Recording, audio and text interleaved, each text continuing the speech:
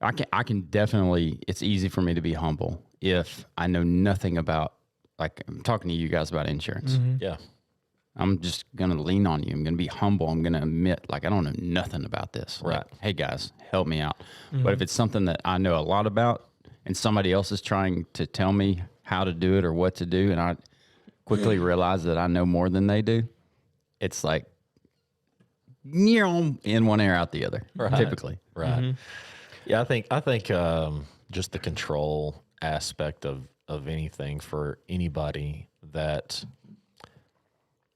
just is in a leadership position or is called upon to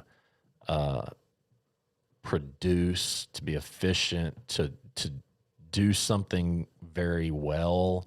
You want to control every aspect of everything that is involved in the success or the failure of that particular thing that you're doing.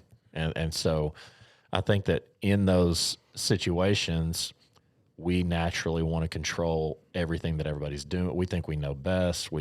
And then that slowly trickles into, sadly, a lot of other areas in our life, and we don't realize how quickly that kind of control mindset and thinking that we have to control everything can root like real deeply into pretty much everything that we're doing. And so I think, Sean, what you were talking about how the folks that are in, super large leadership positions, that the ones that really are just so humble, don't, like you said, don't mind, they stick out. They shine so bright because that the tendency to want to control for them is still there, but Yes. they're choosing to remain humble and know, what I wonder is, do they manage to create that mindset and that lifestyle of living humble in their shoes, by leaning into the Lord and really just understanding that everything that they have is a gift? Or do they pull that motivation from something else?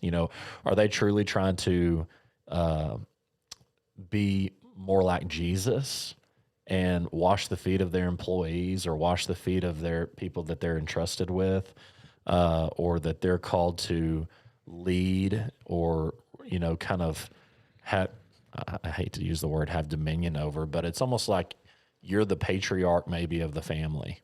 And so like, it's almost like you may be in the top spot, but you're the one who is washing the feet and maybe giving up your meal for them. I think about last night I was watching Cinderella Man. I need to watch that show. Such a great movie. Yeah. Is it on Netflix? It was on Netflix, yeah. I'm going to have to watch that one. And one of my favorite scenes in the movie is right in the beginning of the movie. He starts out, it shows, that he's boxing, doing really well. And then very quickly it gets to 4 years later, 4 years into the Great Depression. And he wakes up and he goes in and he's getting ready to go out and try to find some work.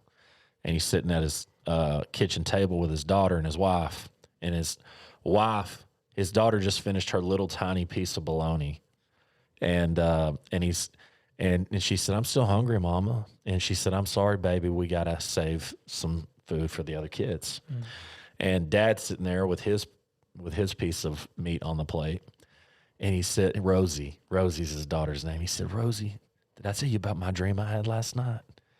And she was like, "No, Daddy." And he says, "I was at the Ritz-Carlton eating the biggest steak I've ever had." He said, "You wouldn't believe how amazing it was." He was like telling her this story. And she was like, "Daddy, that sounds amazing." He said, "It was amazing. It was so amazing that I couldn't possibly eat another bite." And he said, "Can you help me with this?" And she said, "Yeah, Daddy." And he gets the entire thing, shoves it onto her plate, and walks out. And it makes you think, I mean, humble, sacrificial, for your children, for the people God's entrusted you with. And you know, his wife's sitting over there with tears streaming down her face, and he walks out and goes to work so he can buy some more, you know, some more food for the table. And man, that scene, Oh, dude. Yeah, dude. Hits you right in the gut. every time,